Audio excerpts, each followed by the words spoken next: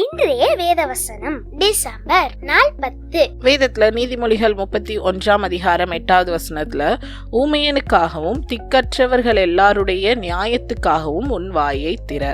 ஆண்டவர் எப்பயுமே நம்மளுடைய வேதத்துல பார்க்கும்போது நம்ம பேசுற வார்த்தைகள் ஞானமா இருக்கணும். அதாவது நம்ம பேசுற வார்த்தைகள் எந்த விதத்திலையும் மற்றவங்களை கஷ்டப்படுத்தவோ இல்லைன்னா மற்றவங்களை வேதனைப்படுத்தக்கூடிய வார்த்தைகள் நம்மளோட வாயில பிறக்க கூடாது அப்படின்னு சொல்லி ஆண்டவர் சொல்லியிருக்காங்க. அதே போல நம்ம எதற்காக நம்மளுடைய வாயை திறக்கிறவங்களா காணப்படணுமா?